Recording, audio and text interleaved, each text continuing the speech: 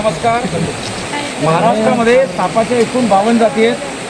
40 जाती पूर्णपणे बिनविषारी आहेत, 12 जाती विषारी आहेत. जे 12 साप विषारी आहेत त्यामध्ये 8 साप हे जंगल परिसरामध्ये राहतात, 4च साप मानवी वस्तीमध्ये येतात. विषारी सापांची नावे 4 घोणस, कुसे, नागमण्या. तुमच्यासमोर जो साप काढला आहे तो नाग आहे. ज्याला आपण नागपंचमीच्या औचित्यावर जंगलामध्ये जिवंत सोडून देत आहोत.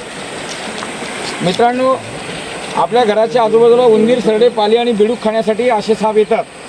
कोणत्याही सापाला मारू नका, सापाला घाबरू नका. आलेला साप सर्पमित्रांच्या मदतीने जंगलामध्ये सोडून द्या. धन्यवाद मित्रांनो.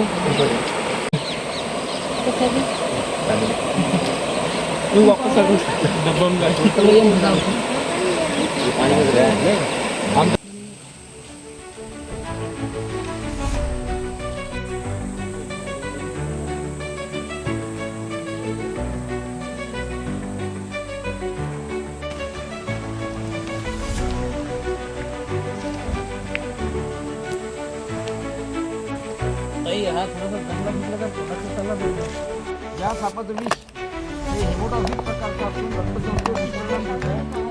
हा साप अत्यंत आक्रमक स्वरूपाचा असल्यामुळे जेव्हा तो हल्ला चढवतो तेव्हा तो प्रचंड वेगाने चावा घेण्याची शक्यता असते.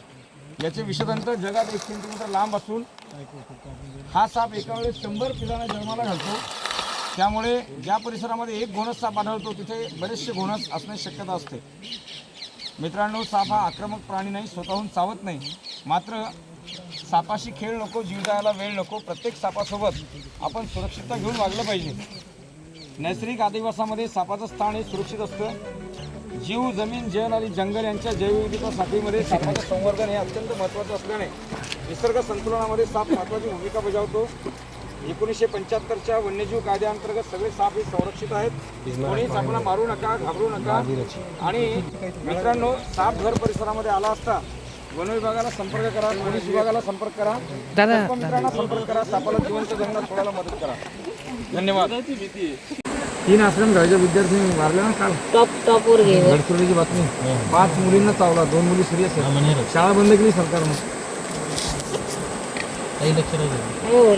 हा साप दिसतो लहान पण नागापेक्षा 16 पट विषारी आहे, अत्यंत घातक आहे. बघितलं का? नागराजाचं विष मातीमध्ये समान आहे. रोज सापाला असतो.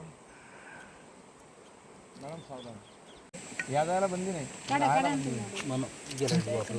सावधान